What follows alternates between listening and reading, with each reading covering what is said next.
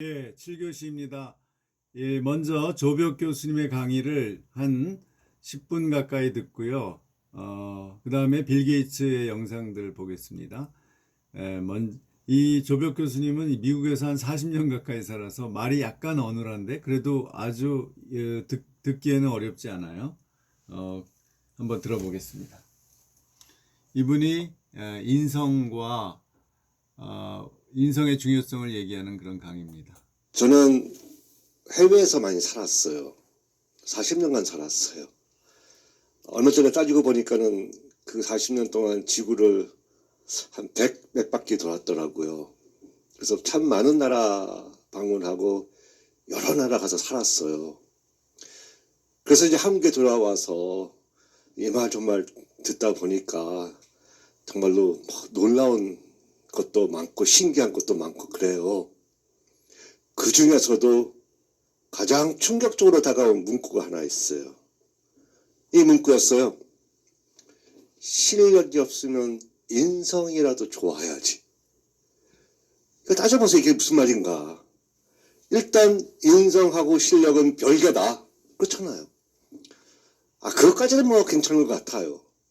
근데 실력이 중요하고 인성이라는 것은 실력 없을 때나 필요한 것 같이 말을 하고 있어요. 실력자 옆에서 일종의 빌어먹고 살기 위해서 필요한 어떤 처세술 같이 이렇게 말을 하고 있어요. 착한 것은 그냥 실력자한테 착하고 공손하고 말 잘 듣고 실력자가 아무렇게 대하더라도 참고 견뎌야 하는 그런 능력을 뜻하는 모양이에요. 저는 이때까지 인성이라는 것이 그렇게 비굴하고 비천한 것인 줄 몰랐어요. 만약에 그것이 사실이라면은 저 역시 우리 아이들한테 인성을 가르치기 대신 실력을 갖추게 했을 거예요. 또 하나 더 있습니다. 공부해서 난주냐.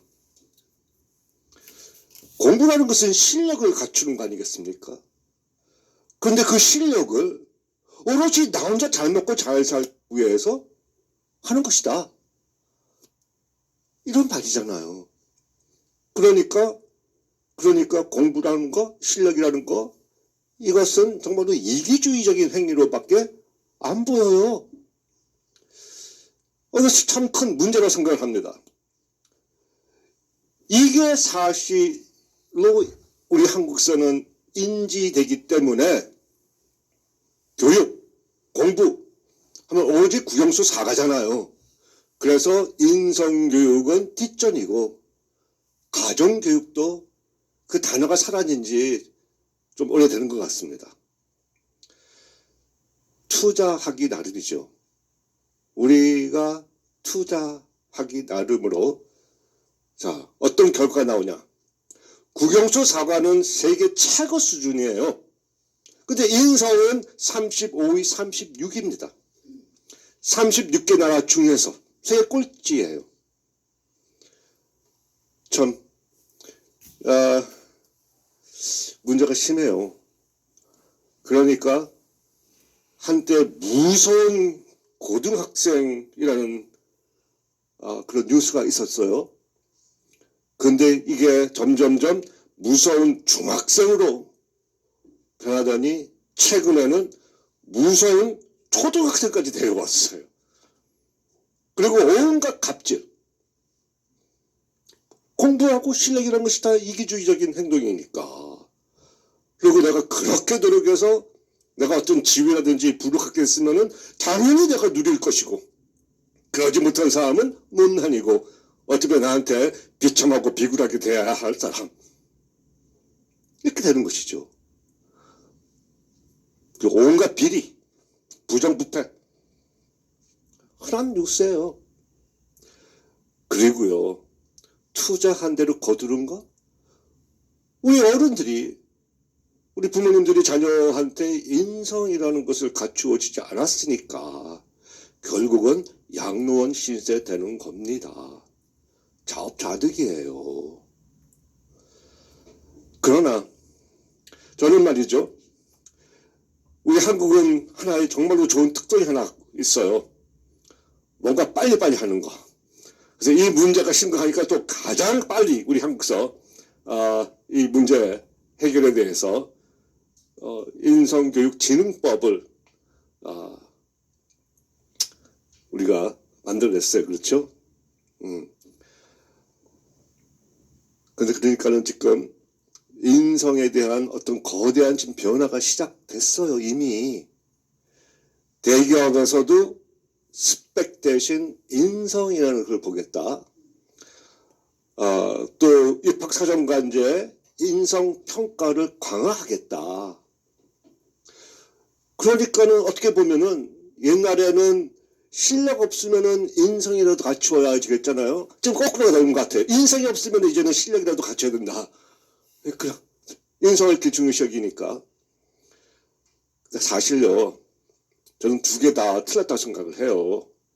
저의 주장은 인성 그 자체가 실력이다. 두 개가 다른 것이 아니라 인성이 실력이다.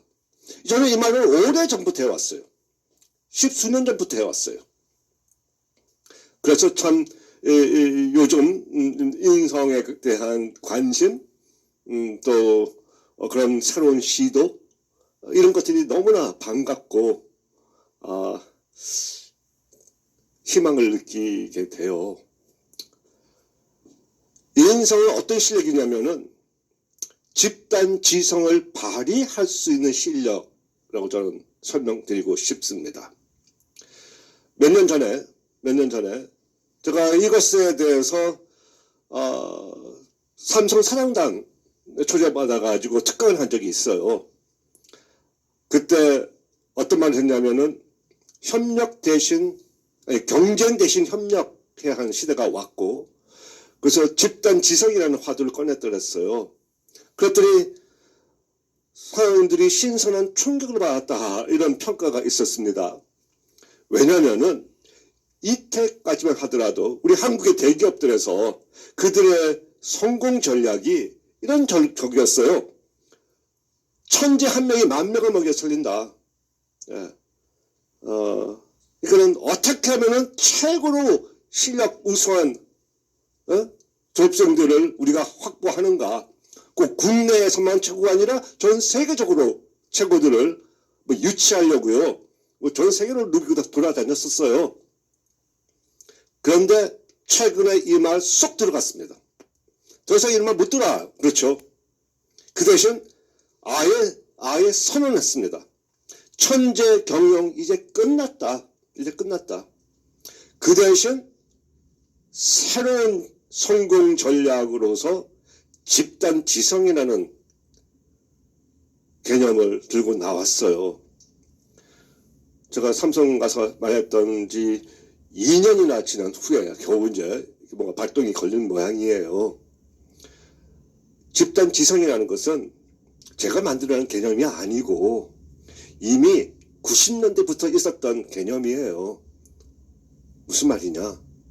요즘은 문제가 하도 복잡해가지고 천재들도 혼자 할 수 있는 일이 별로 없다예요. 다양한 실력, 능력, 재능 있는 사람들이 여러 명이 함께 어울려서 함께 일을 해야만 해결할 수 있는 문제들이에요. 우리가 한국에서 지금 툭 하면 언급하는 세계적인 창업자들 있죠. 뭐 스티브 잡스부터 주커버그라든지 또 뭐 빌 게이츠라든지, 그렇죠? 뭐 흔히 나오는 사람들, 레리 페이지, 구글. 그들이 어떻게 일을 했는가 보면은 혼자 하지 않았어요. 다 팀워크, 다 파트너십. 처음부터 끝까지. 그래서 집단 지성이라는 세상이 온 거예요. 팀워크. 물론 우리 한국도요, 팀워크를 기가 막히게 잘하는 민족이에요. 그야말로 이렇게 잘 했기 때문에 정말로 최고로 빈민한 나라가 이 정도로 그래도 잘 살고 있는 겁니다. 그런데 우리 한국의 팀워크는 그냥 집단이에요, 집단. 여기까지는 그나마 괜찮아요. 그런데 문제는 2차가 가지고 집단 실성을 하는 바람에 더 이상 갈 데가 없어요. 진짜 실성을 하는 거예요. 우리 한국의 가장 흔한 집단들은 3연의 집단이에요. 학연, 혈연, 지연으로 똘똘 뭉친 집단들. 예, 여기까지 자기들끼리 하겠습니다. 개인적으로 들어보실 분들은 더 유튜브에서 보시고요. 그 다음에 이제 우리가 빌 게이츠에 대해서 해보겠습니다.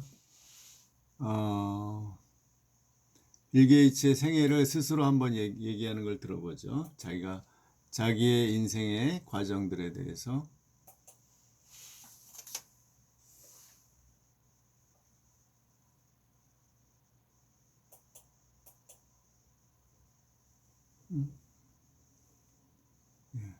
Hi, I'm Bill Gates, and these are moments from my life.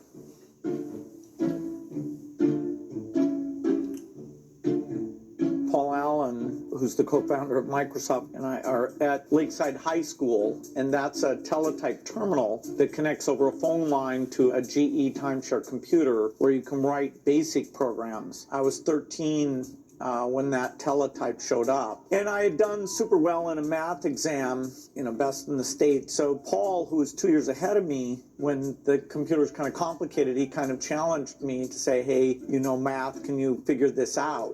And so he and I became good friends despite that age difference. And, Paul had read a lot of science fiction and knew a lot of things I didn't.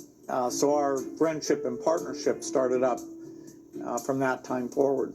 And in this computer room, the teachers had come in and tried to figure it out, but they ended up wasting a lot of money. And so we kind of took over the computer room and taught the other kids how to program. We were writing huge, complex programs in BASIC, trying to solve hard problems. A lot of kids were interested at first, but there were a small group that stayed just in day and night using the thing. It's still there. My daughter, who goes to that school, calls it the shrine. So this is kind of an array of different computers. There were a lot of personal computers way before the IBM PC that comes out in 1981. Microsoft had its software on all of them, the Apple II, the Commodore PET, the Radio Shack TRS-80, about a dozen machines that were done in Japan. We worked on a ton of machines. We were spreading the idea that these microprocessor-based machines would be revolutionary. The one right here was the first portable computer. That's a 8-line LCD with 32 characters across. That's called the Model 100. That's the last piece of software that I was the primary engineer, and then I, sort of more managed people. Well, I still coded, but this is the project where I'm totally in charge and actually figuring out how to fit into a 32K byte ROM, a floating point BASIC, and a text editor and a director manager. So that was a super fun, very difficult project. So I wrote code, even to this day I do some architecture things on the various products. But yeah, I miss the elegance of, writing super tight code. Almost nobody does that now because memory is so big, people can be a bit more sloppy than you could be back then. The microprocessor had been coming along, and Paul in 1971 showed me the 4004, which is the first Intel product, and we talked about Moore's Law. I'd written BASIC for a lot of mini computers that were still quite expensive. And when he showed me the 8008, I said, no, it's not good enough. But the 8080, that's 1973, that was good enough for me to do a BASIC interpreter. So, that became our first product. And that was the revolution. That was the thing that ushered in personal computing. The creation of Microsoft and being part of the personal computer industry and, then the internet and all the great things that come out of that. I feel super, super lucky to have had a central involvement along with thousands of others in those days. Well, Windows 95 was a big milestone for the company. This series of events was immensely fun for everybody who was involved because we had been working day and night. These were pretty maniacal days in terms of work was everything. Even, I didn't believe in weekends or vacations. The team pretty broadly had worked super, super hard. The marketing people had figured out how to take this phenomena and, create a lot of excitement around it. We all over the world, we had things being lit up in the Windows colors. We had big events all over the world. There'd been a lot of anticipation because the beta test was literally hundreds of thousands of copies of this thing, and all the developers who had written applications for it were waiting because the memory capacity you got in this generation of machines was so much better than what came before. This was the ushering in of the graphics interface, moving from character mode, which all the DOS work before this had been, to this graphics mode. And Windows 95 on the PC and then the Mac OS on the Mac were bringing graphics interface into the mainstream. It had been sort of invented at Xerox PARC with some very expensive low volume type machines. But Windows 95, we brought Office across, and this product was phenomenally successful.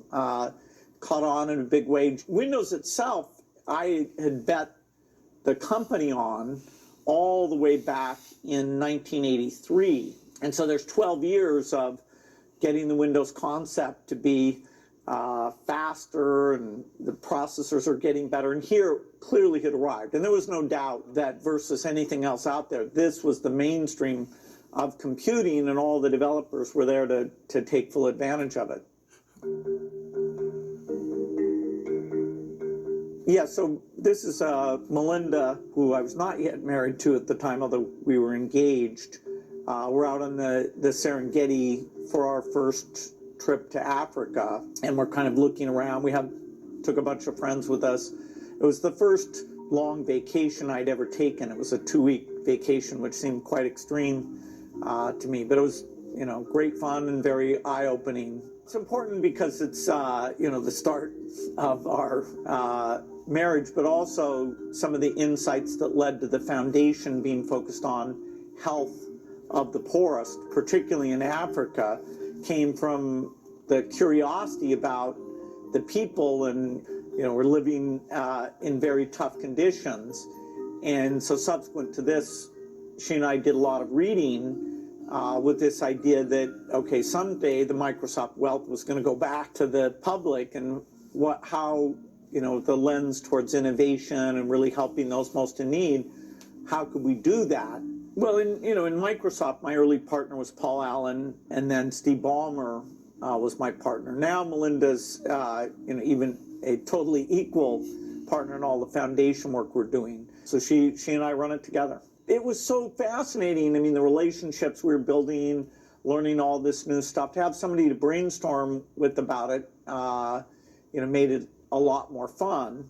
Things like writing letters together, giving speeches together, we had to learn how to bring out the best of the both of us in doing those things. But yeah, it was always, clear we wanted to do it together.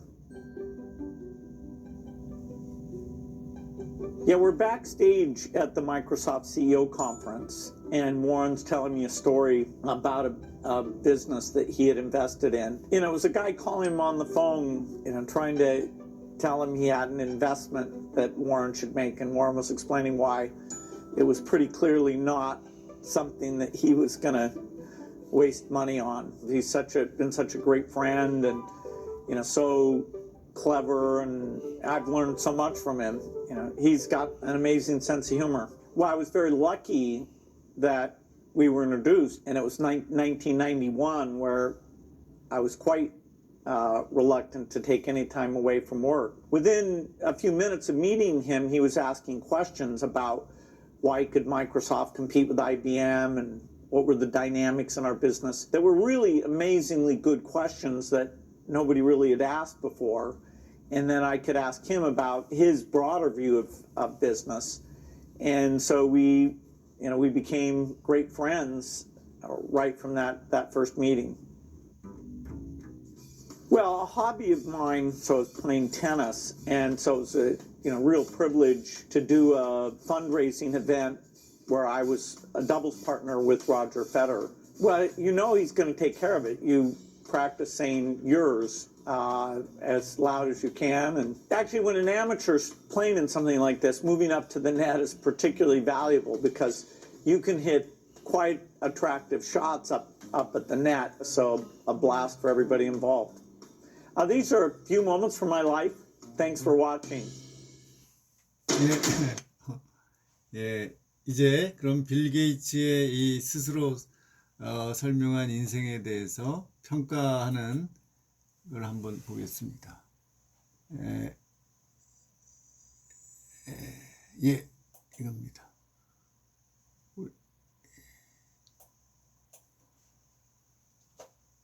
빌 게이츠의 인생을 어떻게 평가할까? 그걸 다시 빌 게이츠가 훔친 거야. 사회 책임 경영 측면에서 보면은 훌륭한 경영자라고 전혀 얘기할 수가 없어. 그랬기 때문인지 모르지만 우리 아이가 달라졌어요.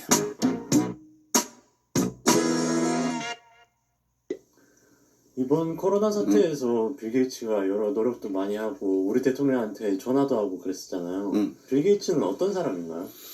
우리 잘 아는 그 마이크로소프트 회장이었잖아. 최근에 은퇴했지만. 이 사람이 2000년에 그 빌 게이츠 재단을 세워가지고 자기 사재로 55조를 그 재단에 투자를 했다는 거 아니야. 그 사람이 가장 역점적으로 했던 일이 감염병 예방이었거든. 근데 그 감염병 예방인데 그게 지금 최근에 코로나가 터져버렸잖아. 그 대응하는 과정에서 한국이 너무 모범적으로 잘하니까 빌 게이츠가 문 대통령을 전화해가지고 이제 뭐 서로 격려도 하고 그런 덕담도 나누고 뭐 그랬던 걸로 봐야지. 55조나요? 어떻게 그럼 부자가 됐나요? 빌 게이츠가 1970년대 시작을 해가지고 처음에는 그 스티브 잡스의 애플의 소프트웨어를 납품하는 조그마한 회사였거든. 근데 이제 이 애플이 매킨토시를 만들어가지고 아주 혁신적인 제품을 만들고 자기들의 운영체계를 갖고 가고 그러고 있었는데 이 IBM이 대형 메인프레임 만들던 회사가 이제 PC 시장에 뛰어든 거야. 거기에 운영체계 MS-DOS를 빌 게이츠가 만들어가지고 납품을 했거든. 그리고 이제 그 납품을 할 때 이 친구가 대단한 비즈니스 감각을 갖고 있었던 게 그냥 소프트웨어 팔아먹은 게 아니라 한 대당 얼마씩 이 라이센스 계약을 한 거야. 그리고 IBM 말고도 다른 PC 제품에도 이걸 팔 수 있게 그런 계약을 한 게 그게 그냥 신의 한 수였어. 그리고 그게 이제 MS-DOS에서 윈도우로 발전하고 그 윈도우가 거의 모든 PC 제품의 운영체계로 다 채용이 되고 돈을 어마어마하게 벌게 된 거지. 그리고 최근에는 이제 클라우드 서비스도 시작해가지고 어쨌든 이 회사가 뭐 주가도 엄청 뛰고 빌 게이츠가 돈을 무지하게 많이 벌게 된 거지. CSR 측면에서는 빌 게이츠는 어떤 사람인가요? 사회 책임 경영 측면에서 보면은 빌 게이츠가 훌륭한 경영자라고 전혀 얘기할 수가 없어. 오히려 이 사람은 어떤 타입이냐면은 경쟁에서 이기기 위해서 살아남기 위해서 경제적으로 성공하기 위해서 뭐든지 한다. 우리 그런 사람이었거든. 재밌는 예가 있는데 80년대에 윈도우즈 개발할 당시에 그 윈도우즈 핵심 기술이 그래픽 유저 인터페이스인데 그 기술은 본래 제록스가 개발한 건데 이 제록스가 개발한 걸 스티브 잡스가 슬쩍 보고 훔쳤어. 그 이제 제품을 개발하고 있는데 그걸 다시 빌 게이츠가 훔친 거야. 결국은 둘 다 훔친 건데 서로 뭐 훔쳤다는 이런 얘기를 하는 거지. 두 번째 얘기가 1995년에 빌 게이츠가 웹 브라우저 익스플로러를 개발을 했거든. 근데 이게 시장에서 안 팔려요. 왜냐하면 그 당시에 넷스케이프가 시장을 다 장악하고 있었는데 그래서 빌 게이츠가 무슨 짓을 했느냐 하면은 윈도우즈를 쓰려면은 익스플로러를 써라. 반드시 쓰도록 강요를 한 거야. 어쩔 수 없이 업체들은 쓰게 되지. 그러니까 넷스케이프는 시장을 잃고 결국 매각당해버리거든.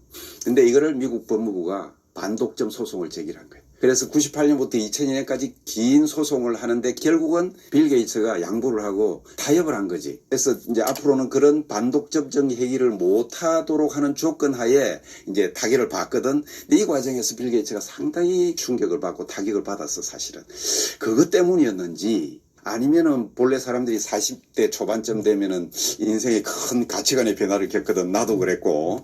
그랬기 때문인지 모르지만 2000년도에 재단을 세우고 이렇게 하면서 그 전후에 빌 게이츠가 확 바뀌었어. 우리 아이가 달라졌어요. 아내의 역할이 그때 컸죠. 만든 재단이 빌 앤 멀린다 재단 그건가요? 그 재단을 만들었는데 2000년도에 이 사람이 자기 재산의 70%인 25조 원을 기부를 하면서 재단을 만들거든. 정말 대단한 거지. 그 대단히 역점 사업으로 했던 게 뭐냐면 기후변화 대응, 그다음에 감염병 예방, 못 사는 나라들 지원해주는 이런 일이었거든. 예를 들면 화장실, 수화마비, 원자력 발전 이런 거에 대해서 많은 일을 그동안에 해왔는데 그거 이제 넷플릭스 그 다큐멘터리 보면 잘 나오니까 그거 한번 봐. 그리고 2015년 테드 강연에서 빌 게이츠가 무슨 얘기를 했냐면은 앞으로 인류가 몇 천만 명 이상 죽을 그런 사건이 있으면 그건 핵전쟁이 아니고 바이러스라고 얘기를 했었어. 근데 지금 코로나가 발생했잖아. 거의 마치 현실이 되는 것처럼 이런 상황이 벌어지는 건데, 이 트럼프가 중국과의 연계설 이런 걸 얘기를 하면서 이 5천억 원에 되는 기여금을 안 주겠다고 그래버렸잖아. 그러니까 빌 게이츠가 자기가 3천억을 내놓겠다고 그렇게 얘기를 하면서 백신 개발에 박차를 가하고 노력을 하고 하는, 정말 진정성을 가지고 노력을 정말 많이 하고 있는 거지. 그럼 결론적으로 빌 게이츠는 좋은 사람이네요. 훌륭한 사람이지. 물론 그 파타고니아의 이본 시나드처럼 철저하게 사회적인 경영을 하는 그런 사람은 아니지. 그런데 시장주의, 기업가 정신에 입각해가지고 열심히 일해서 경쟁에서 이기고 이익도 남기고 기업의 경제적 가치를 높이고 이런 데 훌륭한 그런 재능을 타고난 그런 사람이라고 봐야 되고, 더 좋은 거는 뭐냐 하면은 그렇게 번 돈을 자기 개인을 위해서 쓴다거나 또는 자식에게 물려준다거나 이런 생각을 하지 않는다는 거지. 미국의 많은 부자들이 사실은 돈을 벌면 그 돈을 사회에 기부하고 사회와 보편적 가치, 인류를 위해서 쓴단 말이야. 근데 우리나라 재벌들도 기부를 해요. 자기 돈처럼 회사 돈을 기부를 하는 거야. 자기 돈은 내지를 않고. 근데 이게 자기 돈이 아니거든. 지분해봐야 기껏해야 20, 30%, 적으면 오히려 3%, 4%를 갖고 있는 그 회사 돈을 자기 돈인 것처럼 막 기부하는데, 이거 갑자기 어떤 사람이 떠오르는데 그거 정말 옳지 않은 일이거든. 내가 미국에 있으면서 느낀 게 있는데, 미국을 지탱하는 정신이 있어요. 그게 철저한 시장 자본주의와 청교도 정신. 이 청교도 정신은 이 열심히 일하고 절제 있는 생활을 하고 나누고 배려하고 이거거든. 그러니까 여기에 이런데 철저하긴 교육을 받은 그 빌 게이츠니까 그냥 자연스럽게 이런 생각을 하지 않았나, 나는 그렇게 보는 거거든. 우리나라에서도 빌 게이츠처럼 이렇게 훌륭한 경영자가 나왔으면 좋겠어. 오늘은 여기까지. 밥 먹으러 가자. 예, 좋았습니다. 예, 자, 여러분들이 좀 그렇게 됐으면 좋겠습니다. 마지막으로 빌 게이츠가 빈곤국을 위해서 새로운 화장실 시스템을 만든 거 잠깐 보고 마치겠습니다. I want to talk to you today about toilets.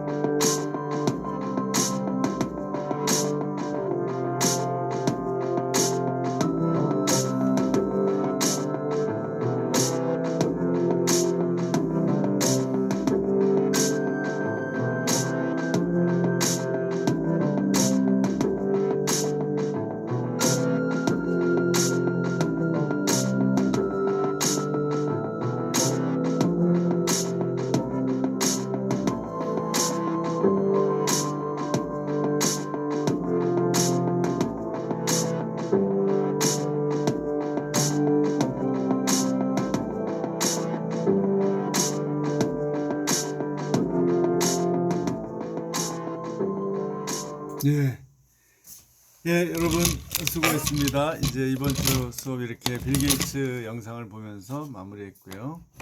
이제